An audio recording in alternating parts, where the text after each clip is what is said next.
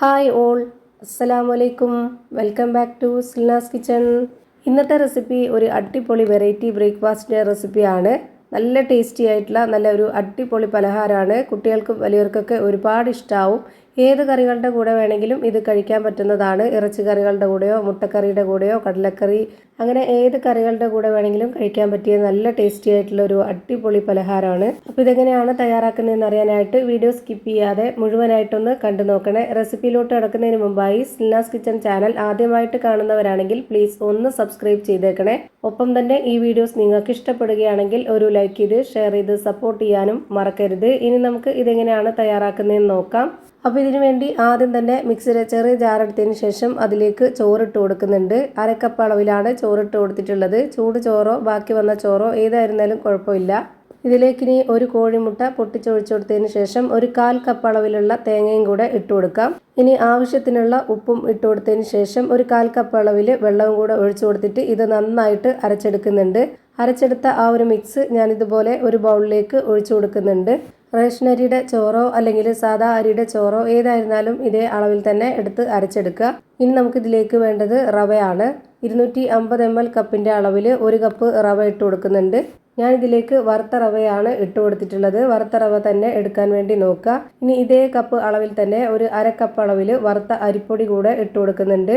ഈ ഒരു കപ്പ് അളവിന് 1 കപ്പ് അരിപ്പൊടി ആവശ്യമായിട്ട് വരുന്നുണ്ട്. പക്ഷേങ്കിൽ ആദ്യം ഈ ഒരു 1/2 കപ്പ് ഇട്ട് കൊടുത്തതിന് ശേഷം നന്നായിട്ടൊന്ന് യോജിപ്പിച്ചെടുക്കാം. ഇപ്പോൾ കറക്റ്റ് പരുവായിട്ടില്ല, കുറച്ചൊന്ന് കുഴഞ്ഞിട്ടാണ് ഇരിക്കുന്നത്. കുറച്ചുകൂടെ ഒന്ന് ടൈറ്റായി കിട്ടാനുണ്ട്. അപ്പോൾ ഇതിലേക്ക് 1/2 കപ്പ് അരിപ്പൊടി കൂടെ ഇട്ട് കൊടുക്കാവുന്നതാണ്. ഞാനിവിടെ വറുത്ത അരിപ്പൊടിയാണ് എടുത്തിട്ടുള്ളത്.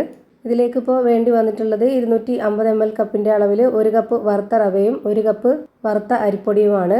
ഇനി നമ്മുടെ കയ്യിൽ കുറച്ച് ഓയിൽ തടവിയതിന് ശേഷം ഇതിൽ നിന്ന് കുറച്ച് മാവ് എടുത്തിട്ട് ഇതുപോലെ ഒരു ബോൾ ഷേപ്പിലാക്കി എടുക്കാം.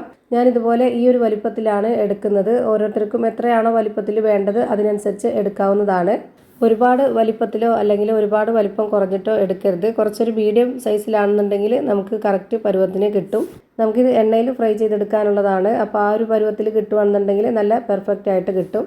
ഇനി നമുക്കിത് പരത്തിയെടുക്കണം. അതിന് വേണ്ടിയിട്ട് ഒരു പ്രസ്സിലോ അല്ലെന്നുണ്ടെങ്കിൽ ഇതുപോലൊരു സ്റ്റീൽ പ്ലേറ്റിൽ കുറച്ച് ഓയിലൊന്ന് തടവിയതിന് ശേഷം ഇതുപോലുള്ള പരന്ന ഒരു അടപ്പും കൂടെ എടുത്തതിന് ശേഷം അതിലും കൂടെ ഓയിലൊന്ന് തടവി കൊടുക്കുന്നുണ്ട്. എന്നിട്ട് നമുക്ക് ഈ ഒരു മാവ് എടുത്തിട്ട് ഇതുപോലെ വെച്ച് കൊടുത്തിട്ട് അതിന് മുകളിലായിട്ട് ഈ ഒരു തട്ട് നന്നായിട്ടൊന്ന് അമർത്തി പ്രസ് ചെയ്ത് കൊടുക്കുക.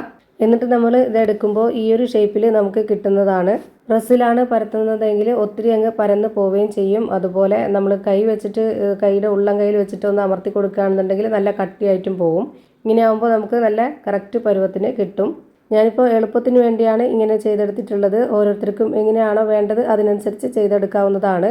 ഒന്ന് പരത്തിയെടുത്തതിന് ശേഷം അടുത്തത് വെച്ച് കൊടുക്കുമ്പോൾ വീണ്ടും ഒന്ന് എണ്ണ തടവിയതിന് ശേഷം വേണം ഇങ്ങനെ ചെയ്തിട്ടെടുക്കാനായിട്ട്.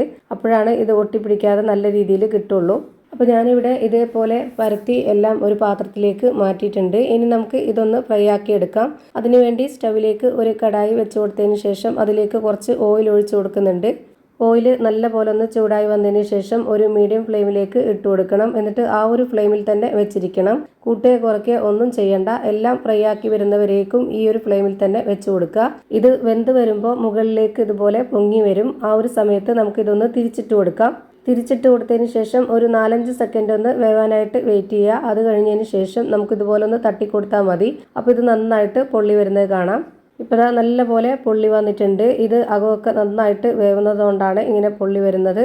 ഇപ്പോൾ ഇത് എടുത്തു മാറ്റാവുന്നതാണ്. ഇതുപോലെ തന്നെ അടുത്ത ഒരെണ്ണവും കൂടെ ഇട്ട് കൊടുക്കാം. എന്നിട്ട് ഒരു 3-4 സെക്കൻഡ് വെയിറ്റ് ചെയ്യുക. അപ്പോൾ ഇത് നന്നായിട്ട് വെന്ത് വരും. വെന്ത് വന്നു കഴിഞ്ഞാൽ ഇതുപോലെ മേളിലോട്ട് പൊങ്ങി വരും. ആ ഒരു സമയത്ത് നമുക്കിത് തിരിച്ചിട്ട് കൊടുക്കണം. എന്നിട്ടൊരു 4-5 സെക്കൻഡ് വേവാനായിട്ട് വെയിറ്റ് ചെയ്തതിന് ശേഷം ഒന്ന് തട്ടിക്കൊടുക്കുക. അപ്പോൾ ഇതും നല്ല പോലെ പൊള്ളി വരും. ഇതേപോലെ തന്നെ എല്ലാം ഫ്രൈ ആക്കി ഒരു പാത്രത്തിലേക്ക് മാറ്റുന്നുണ്ട്. അപ്പോൾ ഇതാ പുറം ഭാഗം നല്ല ക്രിസ്പി ആയിട്ടും അകം നല്ല സോഫ്റ്റ് ആയിട്ടുള്ള ഒരു അടിപൊളി ബ്രേക്ക്ഫാസ്റ്റ് റെഡിയായി കിട്ടി. ഇത് ഒരുപാട് എണ്ണ കുടിക്കുകയില്ല. നല്ല ടേസ്റ്റാണ് കഴിക്കാനായിട്ട്. വീണ്ടും വീണ്ടും കഴിക്കാൻ വേണ്ടി തോന്നും. ഇതിൻ്റെ അകം എങ്ങനെയാണ് ഇരിക്കുന്നതെന്ന് അറിയാനായിട്ട് ഇതൊന്ന് പൊട്ടിച്ച് കാണിക്കുന്നുണ്ട്. അപ്പോൾ ഇത്രയേ ഉള്ളൂ ഇന്നത്തെ വീഡിയോ ഇഷ്ടമായാൽ ലൈക്ക് ചെയ്യാനും കമൻറ്റ് ചെയ്യാനും ഷെയർ ചെയ്യാനും മറക്കരുത്. അതുപോലെ തന്നെ ഞാനിടുന്ന പുതിയ പുതിയ വീഡിയോസ് നോട്ടിഫിക്കേഷനായിട്ട് കിട്ടുന്നതിന് വേണ്ടി സബ്സ്ക്രൈബ് ചെയ്ത് ബെല്ലൈക്കൺ അമർത്തി അതിൽ ഓൾ എന്ന ഓപ്ഷൻ എനേബിൾ ചെയ്ത് കൊടുക്കാനും മറക്കരുത്. പുതിയൊരു വീഡിയോയുമായി വീണ്ടും വരും. Thank you for watching.